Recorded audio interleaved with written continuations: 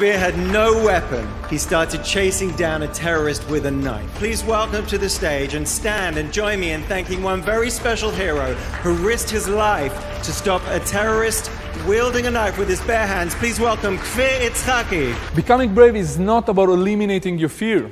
It's about harnessing it for your own benefit. Fear is not your enemy. And when it's used correctly, it's an atomic weapon. I started practicing martial arts at the age of 5, and I haven't missed a class since. Actually, it was my dad who wouldn't let me skip. Throughout my life, fear was always present. It was strong, live, and tangible. And as time went by, I've developed the ability to fear differently. I've learned to fear wisely. It's a constant fear of losing, multiple injuries, constant thoughts of quitting, but eventually at the age of 17 I became Israel's national karate champion.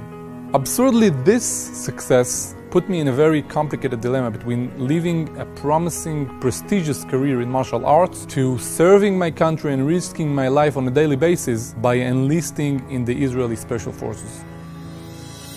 לך לך מארצך וממולדתך ומבית אביך אל הארץ אשר אראך. Sometimes we just need to forget everything we know in order to advance.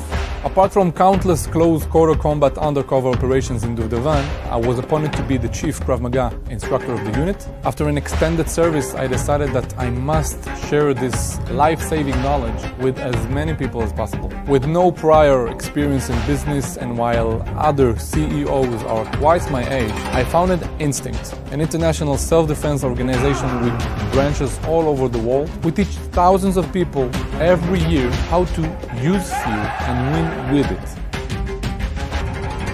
Two of my most fearful moments were when I was on the verge of becoming blind due to a laser surgery that went wrong, and when I temporarily lost my short-term memory due to a training accident in the IDF. This is not including the time when I had to deliver myself, my second child, in an emergency home delivery. שלום לכפיר יצחקי, שבזכותך נערה אחרת, ניצלה. It's 2 a.m. at night, I'm half asleep in bed, and I hear a girl screaming outside of my window, "Stop! You're hurting me! Leave me alone!" And I immediately jumped out of bed and ran outside. While I was chasing him, I began planning my next move, but I just couldn't disregard the fact that I was chasing a rapist in my underwear. The pupils dilate, the pulse rises, blood circulates to the muscles, you become sharper, you become more aggressive, you become more accurate, and much more aware. You gather information better from the environment. The moment I yelled at him, he began running, but I just couldn't let him get away with it. I just had to bring him to justice. 2 years later, I see and hear a mass of people running for their lives as there was a terrorist on a rampage with a knife.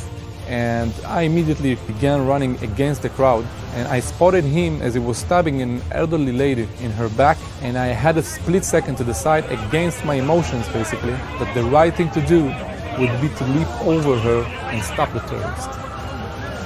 People try to find breakthroughs when they're all comfy and relaxed, but breakthroughs mostly happen when fear is present.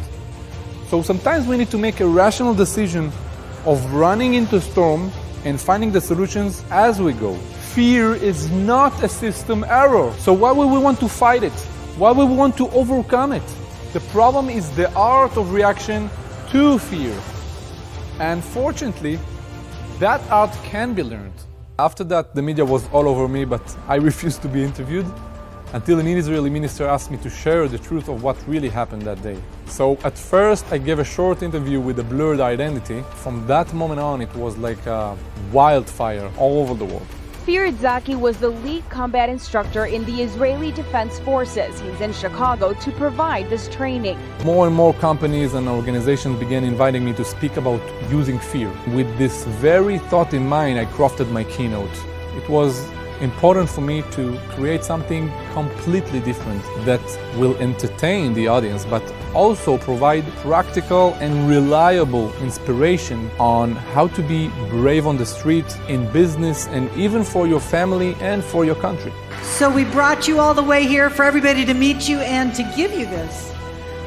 You are our Guardian of Israel. This is a Guardian of Israel award. Thank you very much for your support and future support. I believe that risking your life in order to save others, it's not a privilege. I see it as a duty. Do not stand idly by the blood of your neighbor.